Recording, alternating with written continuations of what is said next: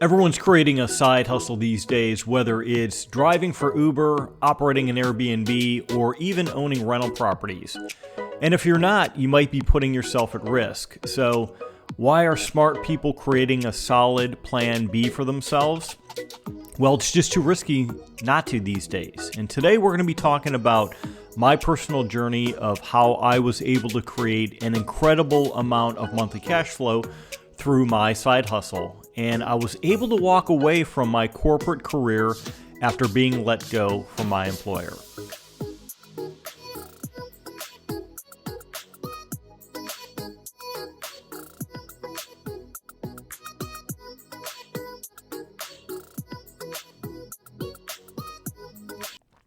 Welcome to episode 1, the inaugural episode of the Stacking Houses podcast, where we're helping working professionals create a solid plan B, a side hustle of passive streams of income through real estate investing. I'm your host, Damon Santamaria, and my goal for each show is to provide you with some practical and inspiring information so that you can create a solid financial plan for yourself.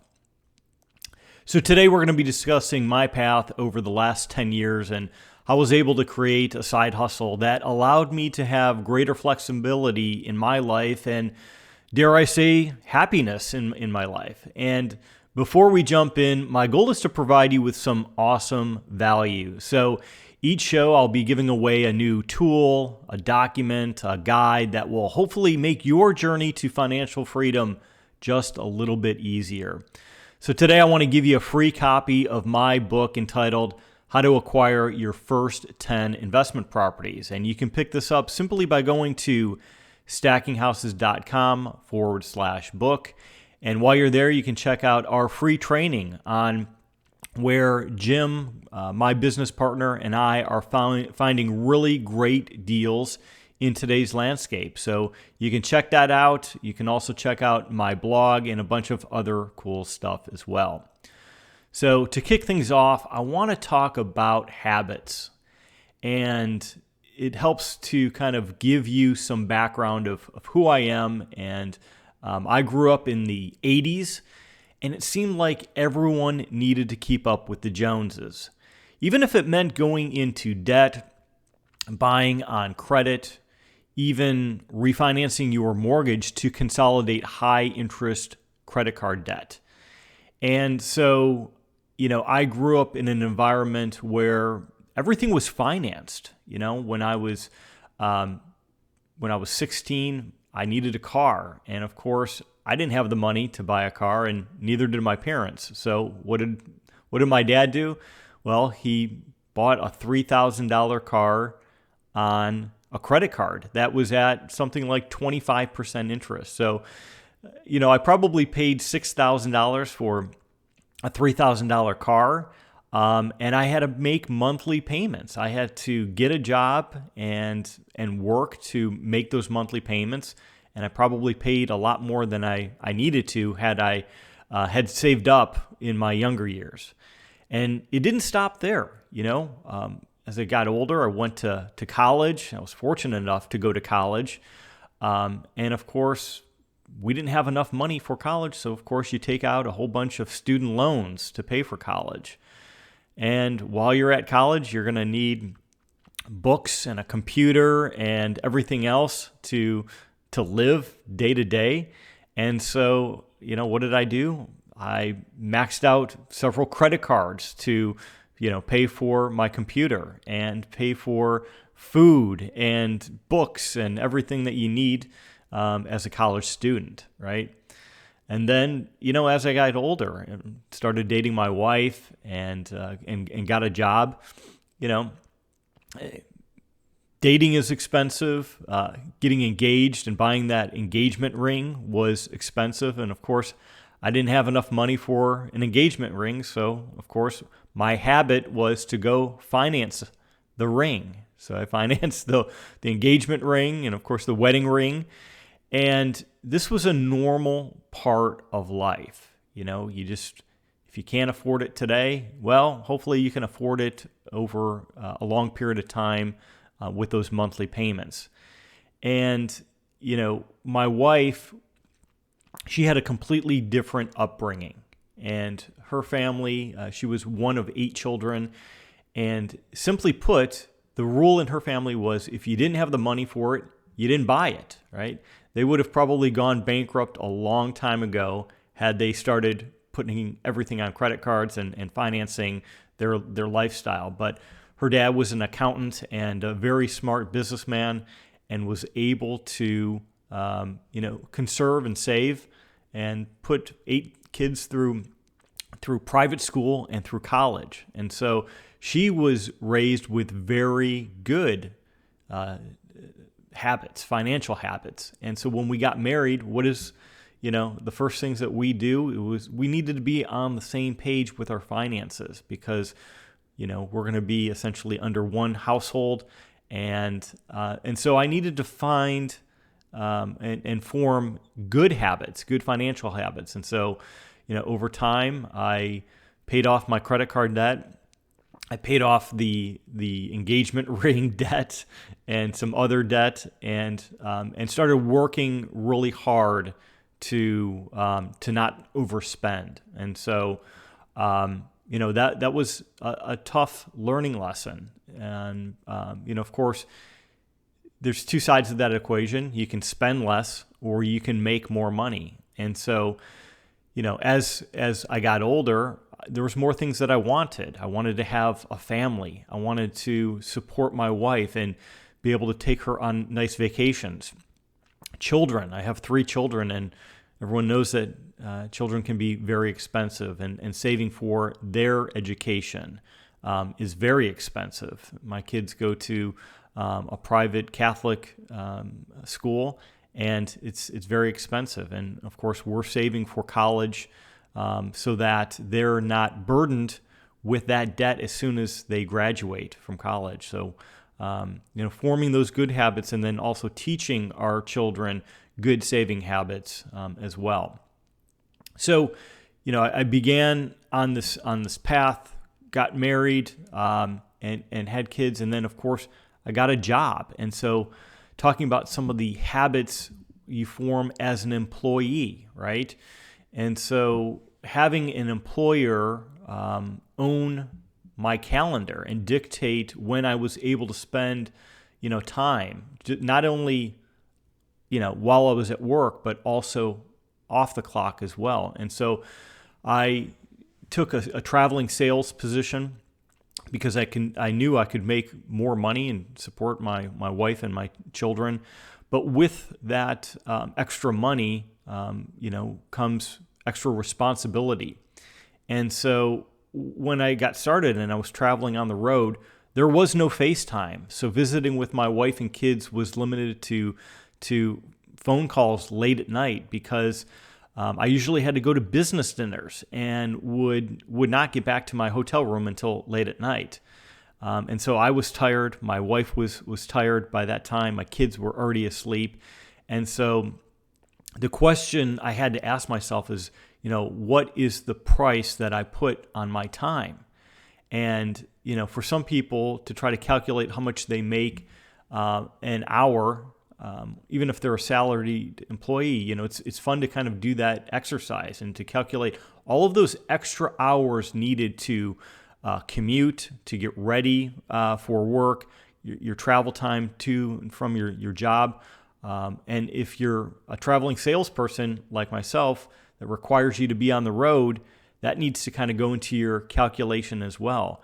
And I was surprised at how low my hourly rate dwindled when I took into account all of this extra time. And so for me, it became an exercise of, is this really worth it? Is this where I want to spend the next 40 years of my life, traveling on the road, missing soccer games, missing birthday parties, and being confined to late night 15-minute phone discussions with my wife and my kids? That's no way to live. And so I'm not trying to talk you out of quitting your job, but for me, I figured out what financial independence would mean, and having more freedoms in my life as I created my side hustle these were freedoms that I never thought were possible. And so that was a bad habit I got into. And I did that for 17 years, right? That's a long period of time to relinquish, your time to a corporation. And so the other concept that I kind of want to talk about is the concept of also relinquishing your retirement money to a 401k, and why not having direct control of your money can be a risky and costly proposition. Many of these 401k plans, if you look into them, they lure you in with a simple 3% match. But how much are you giving up, especially when you start subtracting out the management fees? And then not to mention, if there's an emergency or you need that money, there's a 10% early withdrawal fee. And then tack on top of that taxes that you have to pay. So if you take an early withdrawal, you've already paid management fees, you've paid a 10% early withdrawal fee, and then you've got to pay taxes on it. So it's about half of what is currently in that account today. And, some 401k plans, maybe not even, they may not vest 100% day one.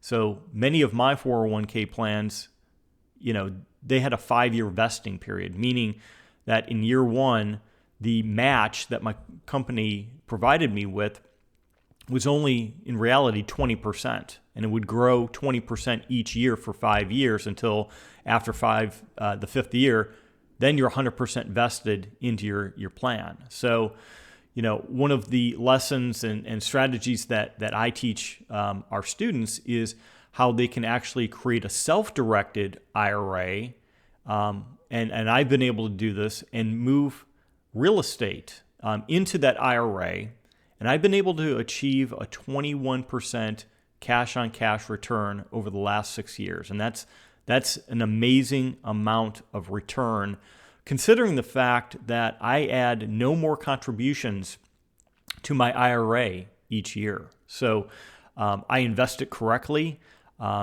It's a great strategy, and I'll talk to you a little bit more about that strategy on a future podcast.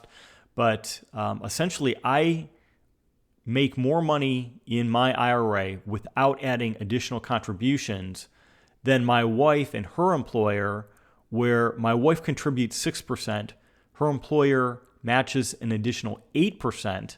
That's a combined 14% amount of her base salary is put into her retirement, and my IRA outpaces her retirement account year after year with this strategy. So I'll talk to you a little bit more about that on a future episode as well. The other concept, just going back to time, is this indentured servant. You're essentially an indentured servant where they're paying you for your time, and they allocate, maybe if you're lucky, 2 weeks vacation. So I don't know about you, but 2 weeks out of 52 weeks is not a lot of time, especially on a percentage basis, right?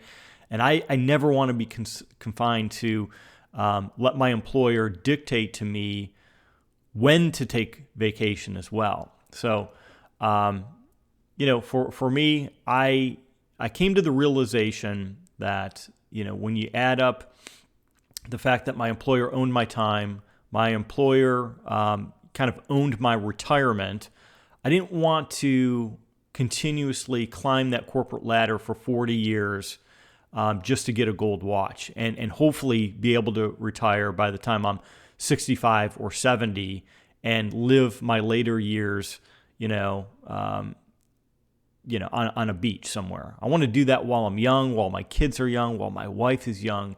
And so I began working on a side hustle because I knew, number one, I could be let go at any time. I was in sales, and I was only as good as my previous month's or quarter's sales numbers. And after that, I could be let go.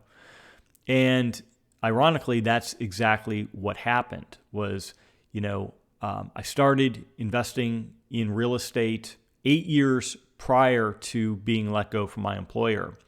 And I had built up a side hustle to the point where I was making more from my real estate than my employer was actually paying me.